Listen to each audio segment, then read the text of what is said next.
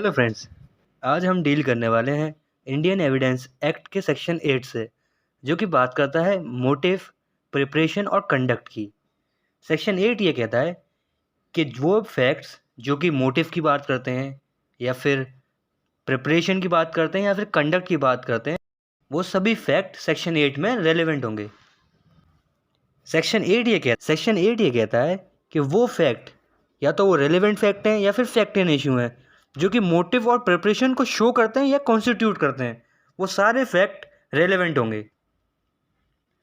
Section 8 में आगे motive को एक्सप्लेन किया है कि मोटिव क्या होता है। मोटिव एक तरीके से एक इमोशन होता है, एक स्टेट ऑफ माइंड होता है। जैसे कि हम हमेशा कहते हैं ना कि आज मोटिवेटेड हैं, या फिर हम किसी से कहते हैं कि इन्हें थोड़ा मोटिवेट करो। मोटिव क्या एक एक्सटर्नल एक्शन नहीं है, एक ये इनसाइड है, इन ह्यूमन माइंड के अंदर ही होता है ये सब कुछ। ये एक बाहर का एक्सटर्नल फैक्टर नहीं है, ये इनसाइड फैक्टर है एक। मोटिव और इंटेंशन में क्या फ़र्क होता है? मोटिव बेसिकली एक फीलिंग होती है और इंटेंशन होता है कोई एक्ट। और हमेशा ये होता है कि हमें अक्सर ये होता है कि मोटिव जो है क्रिएट करता है इंटेंशन को। एक केस था R Shahji versus state of Kerala 2013। इसमें कहा गया कि अक्यूज जो है मैक्सिमम केसेस में अपना डिफेंस में यही बोलता है कि मेरा मोटिव नहीं था इस एक्ट को करने का, या जो मैंने क्राइम कमिट किया उसमें वो करने का मेरा मोटिव नहीं था, वो तो बाई चांस गलती से हो गया। तो उन केसेस में क्या कहा गया कि मोटिव को बहुत रेलेवेंट फैक्टर माना गया है। और कभी कभी जब मोटिव जिन केसेस में मोटिव ही एब्सेंट रहता है तो कोर्ट जो है थोड़ा लीनियंट रहती है अक्यूज की तरफ।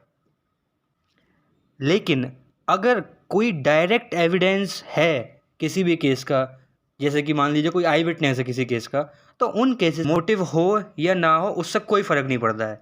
ये एक बात कही गई थी Lokesh Shiv Kumar versus state of Karnataka में। इसमें कहा गया था कि अगर कोई भी एविडेंसेस डायरेक्ट हैं, जैसे कि आई विटनेस है किसी केस का, तो उन केसेस में मोटिव का होना या ना होना कोई मायने नहीं रखता है। एक केस था Narayan versus state of Maharashtra. इस केस में कोर्ट ने कहा कि किसी अक्यूज़ के जिसने कोई क्राइम कमिट किया उसके अगेंस्ट कोई कन्विंसिंग या परसुएसिव एविडेंस है कोर्ट के पास, तो उन केसेस में मोटिव का होना या ना होना या थोड़ा बहुत भी होना भी कोई मायने नहीं रखता है।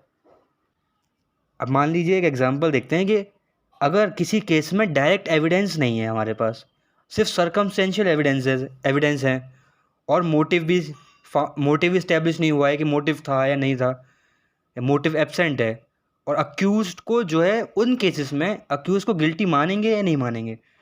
तो एक केस था Sakharam versus state of Madhya Pradesh का, जिसमें ये कहा गया था अगर कोई डायरेक्ट एविडेंसेस नहीं है, सिर्फ सर्कमस्टेंशियल एविडेंस है और मोटिव भी एब्सेंट है, अभी तक मोटिव भी फाउंड नहीं हुआ है कि था या नहीं था, तो उन केसेस में अक्यूज़ को गिल्टी नहीं माना जाएगा।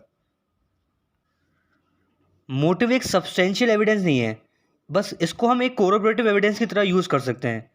और सिर्फ सिंगल मोटिव होना मतलब सिर्फ मोटिव के बेसिस पे किसी को कन्विक्ट नहीं कर सकते। ये बात कही गई थी state of Punjab versus Bittu के केस में। आगे सेक्शन 8 बात करता है प्रिपरेशन की। प्रिपरेशन क्या होता है?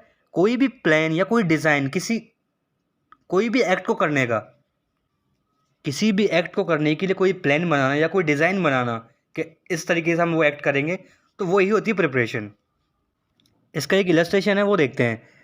ए पे ट्रायल चल रहा है कि उसने बी को पॉइजन दे के मारा है, ठीक। एक एविडेंस ऐसा आया कोर्ट के पास जिसमें ये देखा गया कि ए ने वही पॉइजन जो बी को दे के मारा गया है वो उसने थोड़ी देर पहले किसी शॉप से ख़रीदा था। तो ये ए ने जो प्रिपरेशन की थी वो शो करता है। सो ये प्रिपरेशन वाला फैक्ट है, ये रेलेवेंट माना जाएगा। एक केस लो है अप्पू वर्सेस स्टेट। इस केस में कहा गया था, इसमें केस में हुआ क्या था, एक होटल मैनेजर होता है और उसकी एक वाइफ होती है। तो उनके होटल में एक गेस्ट आता है, तो वो क्या करते हैं, उस गेस्ट को मार देते हैं। अब वो गेस्ट मार देते हैं, रात में मारते हैं, दिन में सुबह ही उनके पास जो है सर्वेंट वो आ जाता है काम करने के लिए। तो वो क्या करते हैं, सर्वेंट से कहते हैं कि आज आप छुट्टी कर लो, आज आप मत आओ।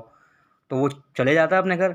वो सर्वेंट अगले दिन आता है, तो फिर वो क्या करते हैं, होटल मैनेजर और उसकी वाइफ जो है उसे होटल के किसी और पार्ट में भेज देते हैं। वहाँ कहते हैं आज आप वहाँ ड्यूटी करो। तो ये जो होटल मैनेजर और उसकी वाइफ कर रहे हैं, ये एक प्रिपरेशन कर रहे हैं। किस लिए? कि जो क्राइम उन्होंने किया है उसकी डिस्कवरी ना हो पाए।